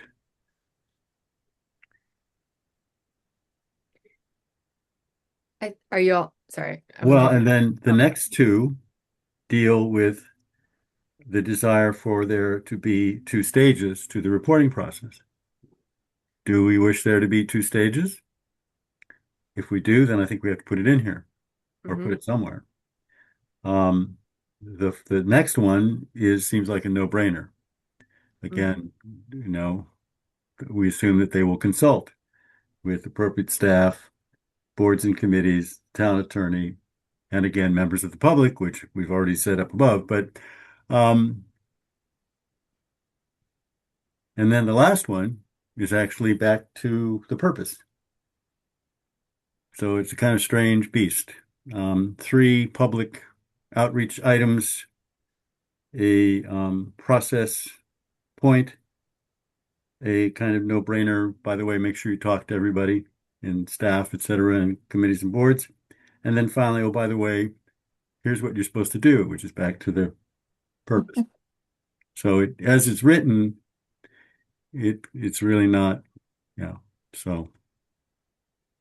So Councilor Ryan, as you were saying that, I do think for the first 3 bullet points, I think that they could be consolidated. I think a lot of what's adding length is giving examples, which may not be necessary. And so I think that if we took out the examples, we could say, raise public awareness of the bylaw review process through various community outreach efforts in order to, as well as develop and deploy a variety of feedback mechanisms and analyze said feedback from the community. I think it's many, many things, but it could fit all in one sentence. So do you want me to try to take out the examples to see what that would look like? That would be consolidating to a single bullet point, which I would think makes sense. And then the question for the committee is, is this something we want to emphasize? Is this something we want to, how directive do we want to be? My initial thought is, this is really important. And so it wouldn't hurt to sort of emphasize it, but I assume they'll do it anyway. But we're saying, most important things you're going to do is going to be engage the public in this process. So yes, if you consolidate it into a single sentence, I would suggest keeping it. If people agree we want to be directive.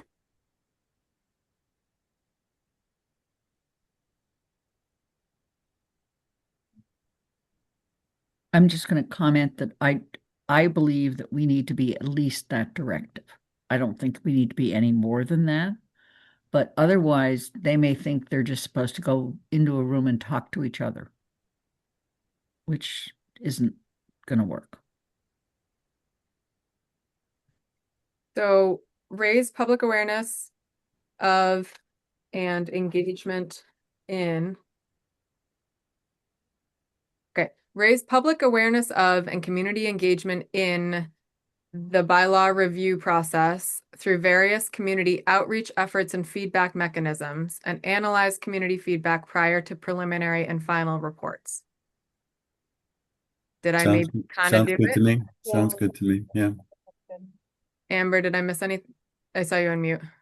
Yeah, no, I was just gonna say, I think that's a good summary. And then I was looking at I was already on to the next bullet point, which it says that is already covered, I think, under reports. That was my thought too. I don't think we need this here. Yes, I think you're right. Yeah. Thank you, Amber. Okay, consult with appropriate staff, relevant town committees.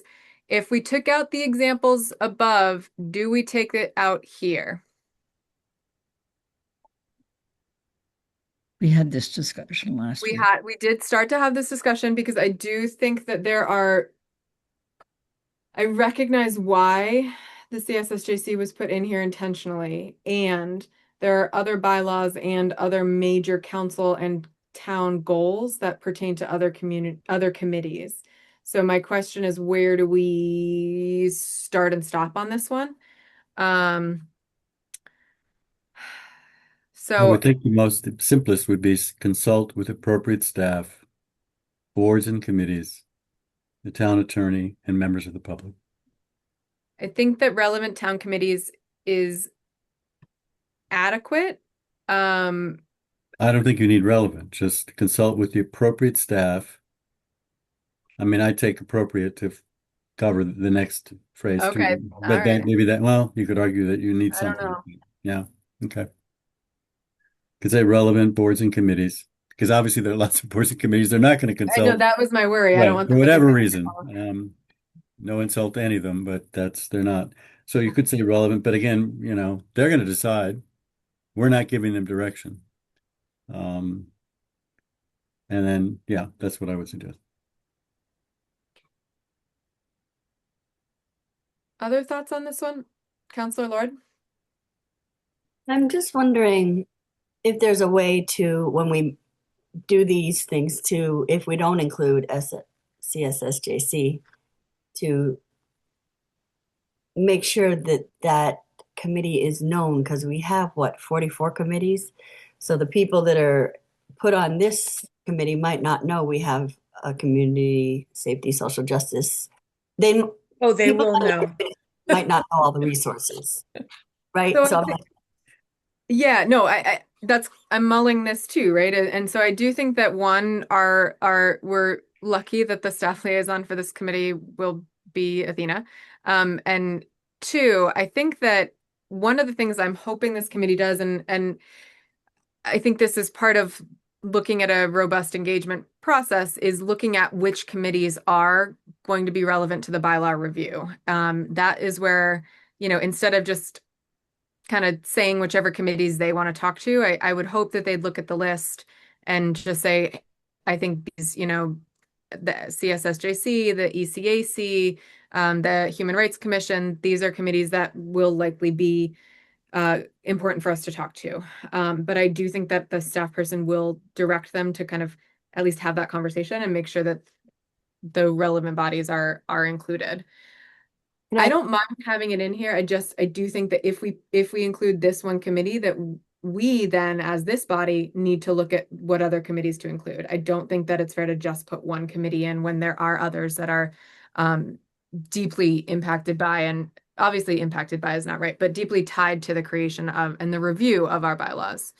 so what I would lift up is because we have the equity lens, which is a nice 2 words to say, but a lot of people won't have training or necessarily know about what that means. Yeah. And then the climate lens. I think because we have those two, maybe that's where I don't know if that would be, and you can refer to, like, what's the climate committee that they could go to, and then what's the equity committee that I would just say, Yeah. maybe because of those two specific sentences, I might be specific about where to go, but I hear what you're also saying. I mean, I'm very persuadable on this point. I'm not set one way or another. Other committee members, Councilor Ryan, is your hand a lingering hand? I just keep it up so I can just interject my brilliant thoughts at any moment. So that I probably should take it down. I'm not giving you a sticker for that. I All know. right. Any other thoughts on how we should kind of navigate this mentioning of committees? Or even better, proposed language. Councilor Ryan. Oh, sorry. do you have His hand is any- back up again. I like the idea of, I'm at least potentially exploring the idea of identifying 1 or 2 or 3 specific things we think they should particularly pay attention to in their review. And the equity lens and the climate lens could be highlighted. Maybe there'd be one other, but at least those 2. And then without specifying committees particularly, but just saying this is something we'd like this body to pay particular attention to, among other things. We just have to find language for it. Or you could simply pick out 2 committees amongst the 44 and give them special preference. Special, right? I like the broader sort of, please, when you're doing this work, we want you particularly to look at it from an equity and climate perspective. Thank you. Counselor Cannon Martin?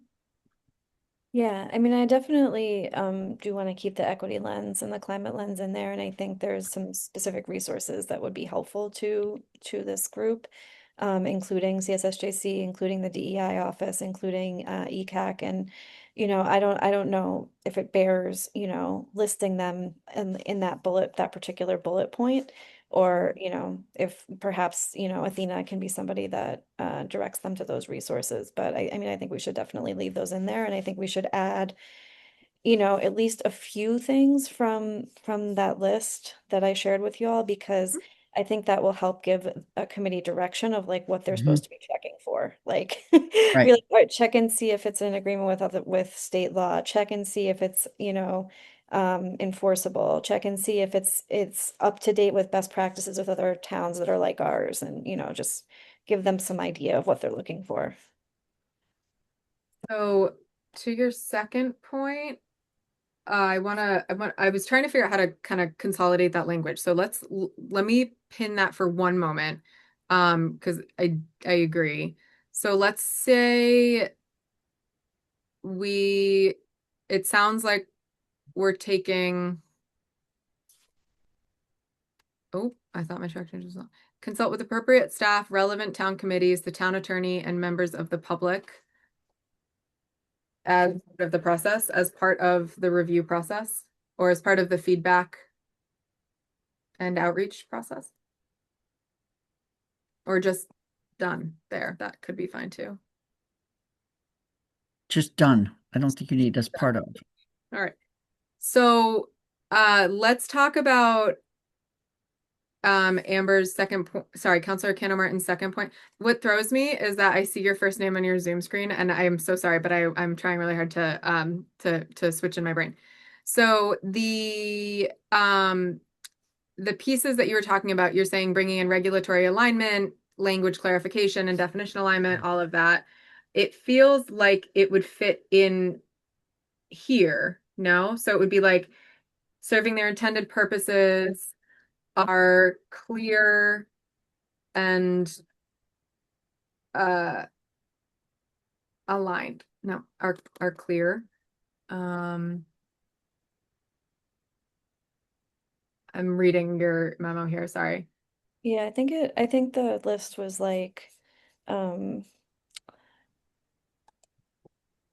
yeah, I mean, the part about being clear, that seems to be thinking about, updating and standardizing definitions, simplifying language. And then if you go down to the regulatory alignment piece, it would just be like, are in line with Massachusetts state law, generally accepted practices from similar towns. There's also this piece of it that's like updating bylaws to reflect current town practices or adjust practices to meet the bylaws, which I thought was interesting. I mean, I also don't want to go overboard with things to put in the charge. Like, I think. Well, I mean, I think that's where it's really kind of like a clarity, consistency, and actionability review. Because like in the Northampton report, they said, take this part out of your wetlands protection law, this reference to a specific zoning law, because we no longer have that zoning law. Like it was that piece. When I think of alignment, like it was almost that part, right? So I'm trying to think about how to articulate that, and if I'm understanding what you're saying, and if it's lining up with what I was thinking, that piece about, is it still true? Basically. So are clear and standardized, aligned with Massachusetts state law. Standardized isn't the right word here. It is aligned with each other, aligned with Internally consistent. Thank you. That is perfect. Just consistent. But consistent with what? with Massachusetts state law. No, we're saying consistent within the town bylaws. Oh, Like, that was what, because Northampton found some that referenced bylaws that no longer existed, that kind of thing. Although I gotta say, I think that this is like, if someone finds something in our bylaws that is not consistent, Mandy is going to be so mad at herself for not finding it because she is so good at finding all of those things first. All right, internally consistent, aligned with Massachusetts state law. What else we got? go back to Amber's research. That's what I'm looking at. Yeah, regulatory alignment. That's true. Massachusetts state laws and regulations. I have that in here already. Best practices with other. What does that mean? Like, I struggle with this because my own philosophical dilemma, but like, who determines what the best practice is? And why do we have to follow? Like, who? I think subject matter experts would have to tell us. Yeah. Or would have to tell the committee because they wouldn't necessarily know. Athena. Somebody like the Collins Center or the Collins Center Okay. who works with cities and towns a lot, and is familiar with, you know, the way a bunch of cities and towns do things, might be able to look at our bylaws and go, oh, this isn't, there have been developments in other cities and towns that make this process better somehow. But also, I mean, I'm not sure if this committee is going to make a recommendation about funding, or if that's going to come, that whole piece is a different thing, Yeah. funding for a consultant, but also something like the practice that we've had that's in the bylaws for water and sewer. Oh wait, no, I think that's required by state law. Anyway, the water and sewer bylaw requires us to publish the changes in the newspaper. So it's, in my mind, stuff like that is, is that still the best way of doing something? Is it required by state law? So examining those kinds of things are, in my mind, what would be best practices. So, Amber, when you're saying best practices, do you think that the committee can kind of, alongside their staff support, oh my God, I cannot talk and type at the same time, sorry. Do you think that the committee, along with their staff support, can kind of determine their own specific definition of best practice? And do you think that that is okay for them to do? I'm inclined to say yes personally, but I always worry. I think so. I mean, I don't know. I'm just thinking about, like, if I was on this committee, how would I approach it? And it's like, if I'm not an expert in the subject matter, I'm going to ask somebody who is, and they're going to be like, oh yeah, your bylaw, like this such and such town has this great bylaw, and if you want a good bylaw, it should include this, this, and this, and this. And then Yep. I'd be like, okay, that's great feedback. Like so that's how that kind of information I think could come into the committee. Okay, perfect. Mhm. All right, I've added a bunch of things. Let's Proposed changes, good, yeah.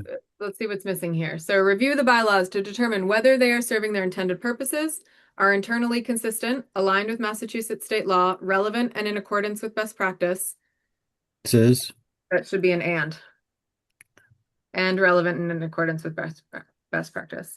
I would make that a plural, Practices. No, there is only one. Okay. right? Okay,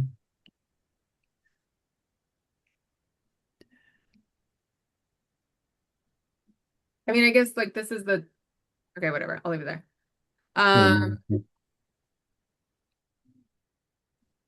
Do you want to move on to this one? yes, examine bylaws with an equity lens, considering potential impacts of bylaws that may be or are harmful to historically harmed populations.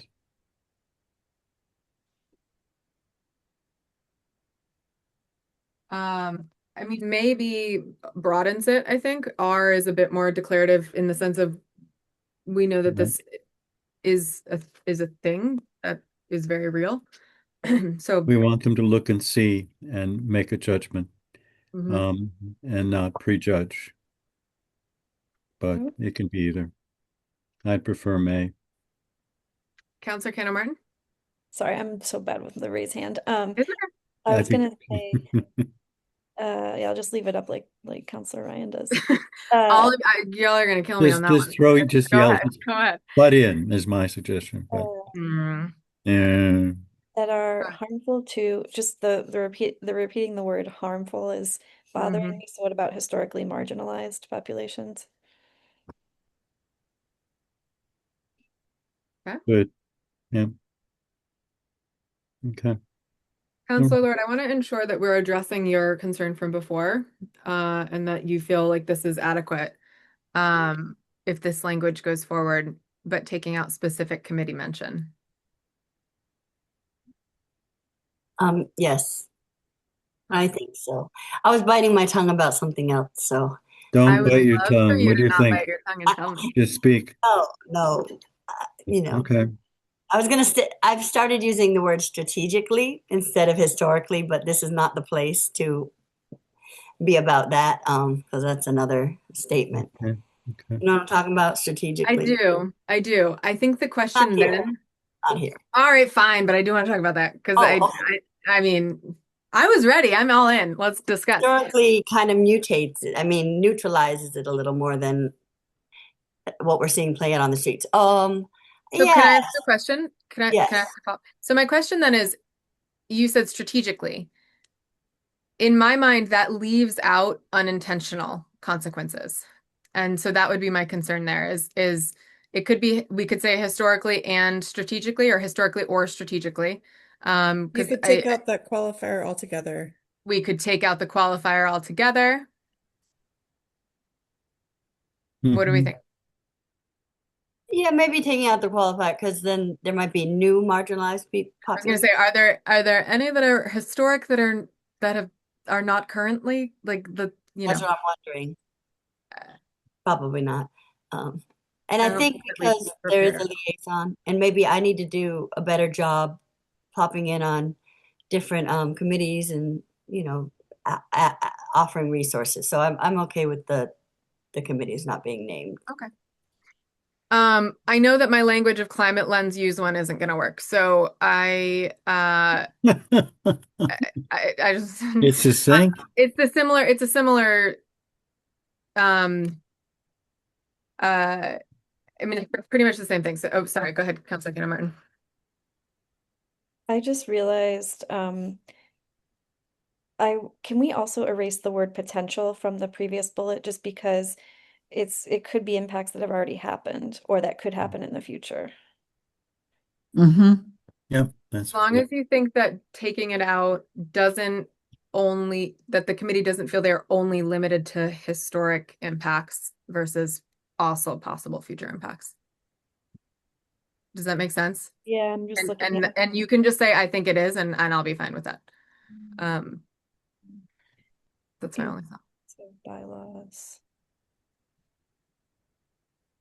Considering, yeah.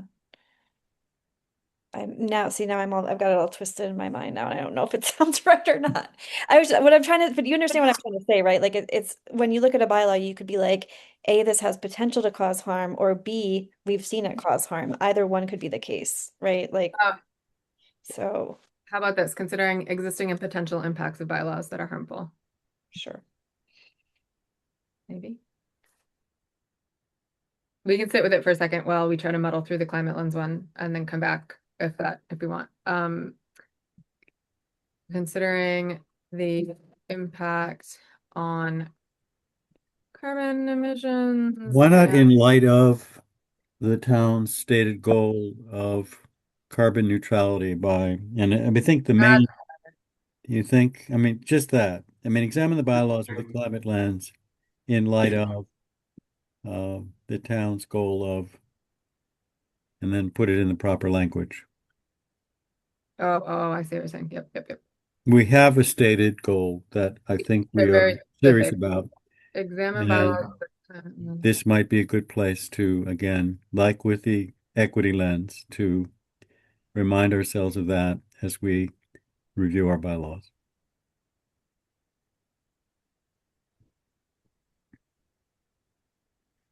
Examine bylaws with a climate lens, considering their impact on the town's stated climate goals I would say in light of. in light of the town's. That's what I'm suggesting. Yeah, something like that. But you could also either one, I think is fine. I don't know if people have a preference, but Um, sorry. right. No, in light of is nicer. So, Yeah.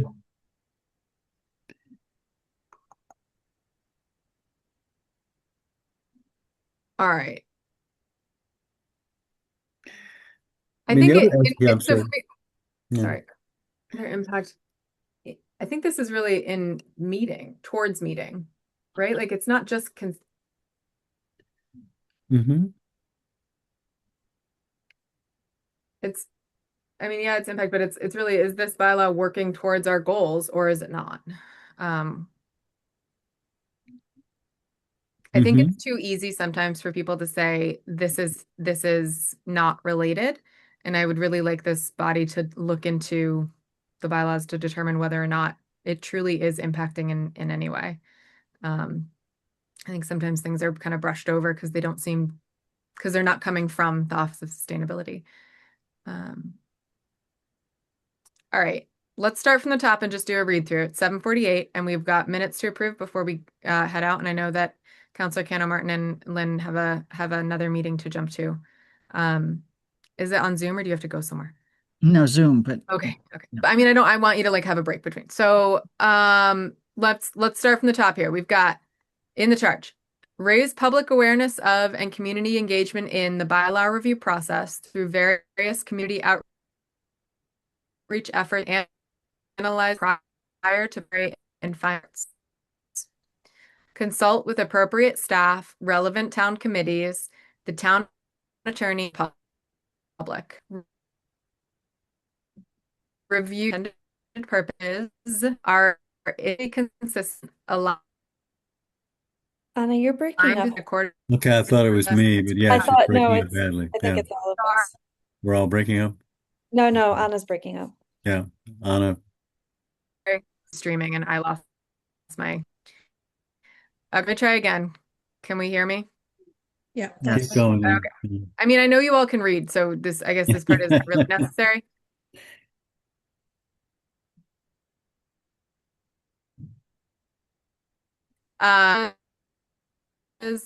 Are internally consistent, aligned with Massachusetts state law, and are relevant and in accordance with best practices, and make recommendations to the town council on proposed changes.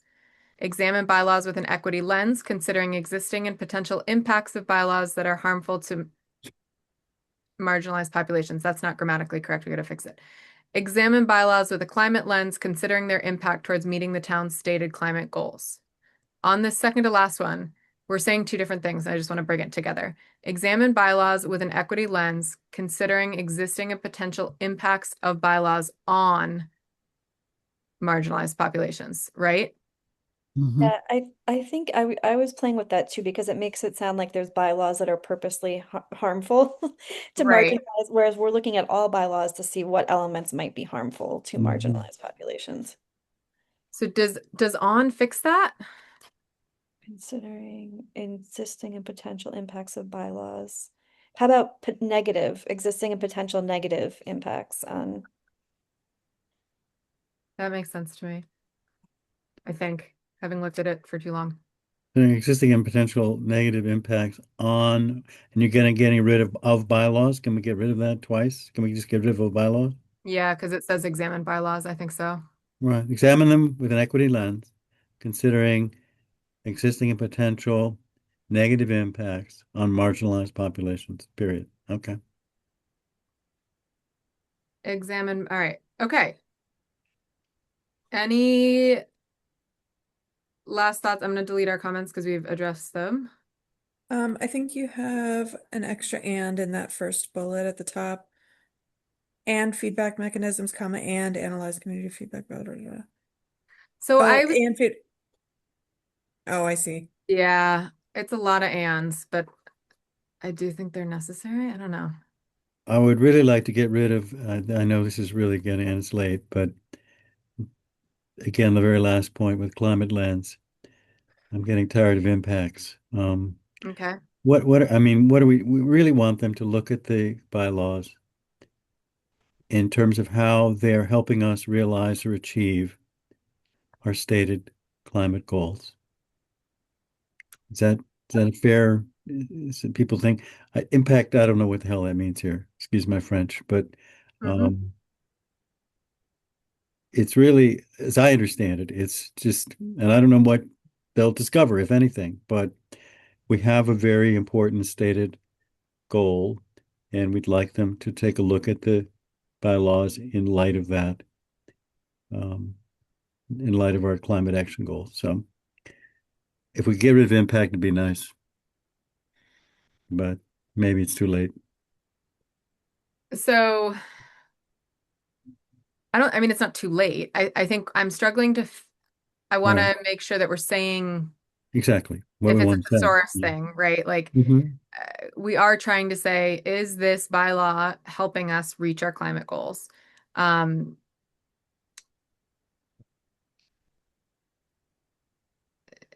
we could spell that out You and could just say say, with consideration to the town's stated climate goals. Climate lens, comma, with consideration to the town's stated climate goals. yeah, I Or worry if with consideration of. Okay, maybe. Yeah. yeah, it's fine. I think my concern is that I think that it's easier to brush it off to say there's nothing, but maybe I'm overthinking it. Well, the most Mm, important thing is that we're trying to direct them insofar as we can to giving this some serious thought. So when they're done and they produce their report, some of us will look at it and say, well, what did you discover, if anything, about our climate goals and our bylaws? Same Mm. with equity. Um, I have a third one I'd like to throw in here, but again, it's getting late.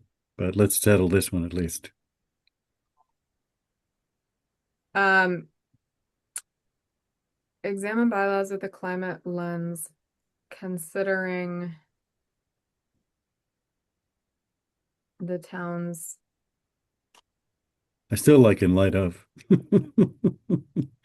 Throw a little line in here. In light of the town's stated climate goals. All right, I don't know, fine. Matt, if I'm just the one, then please. It's No, just, I don't think that you're wrong. I don't think that you're wrong. I think I'm trying to get out of my own head about this. Uh, Often people, and I think this happens with an equity lens too, people look at something that looks really boring on the face of it, or maybe it's not boring, but looks in their mind unrelated, and they just write it off as unrelated when there are tangential impacts. And so I think I'll say this, knowing Athena's listening, I hope that this committee really deeply dives into how something that might look on the surface like it has nothing to do with a climate goal is helping or hurting us reaching those goals. And same with with an equity lens, right? right, Looking at exactly, right. even if it's unintended, even if it's not direct, there's still that impact. So I'm fine with this, but I do hope that that question is really deeply interrogated. George, you said you had a new one to add, and I will give you 1 minute One to minute or possibly, less. yeah. We've been hearing, and we heard certainly on Monday night, a great deal about um, transparency, public engagement, um, and I'm wondering if that shouldn't be a third item that we would like them to look at from the perspective of the town bylaws, to what degree I don't want to use the word impact, to what degree um, they, what do I want? The issue is really engaging, involving the community. That's a terrible way to put it, and maybe but do people hear? I mean, there's something that really came out to me, at least Monday night, and here's another opportunity. We'll be looking at it, um, in terms of what we're doing. We try to review, but here too, um, I don't know. Do people feel like this is a third sort of key thing they'd like from this, besides equity and climate? It's just community engagement and yeah, Consider how bylaws support an engaged and informed community. George, I think that's a really good point. And I think that Athena just gave us a good example of it, of we're still publishing Yes. notices in the newspaper. Is that the best way? Is that it's a very expensive way? Is that the best way? Are there other mechanisms that should be kind of worked in? I don't know. I tried to just get something out on paper because I find sometimes it's easier to mess with it when it's out there. But I guess for myself, speaking for myself, I think it's a good idea to try to include something around how is this bylaw supporting transparency and communication and an informed public.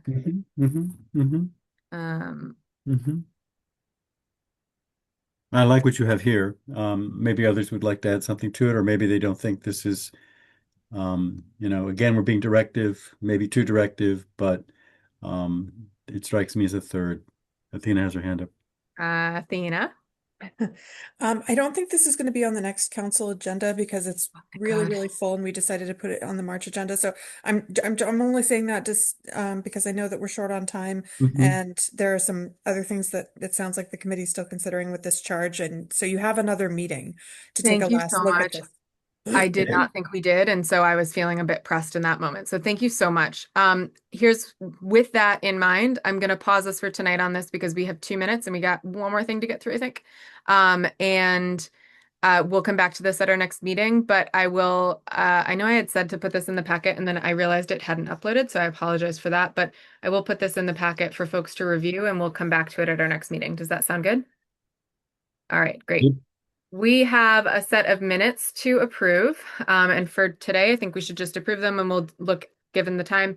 And I think we can talk next meeting about deputizing someone to approve minutes in the future. Is there a motion to approve the minutes of February 3rd, 2026?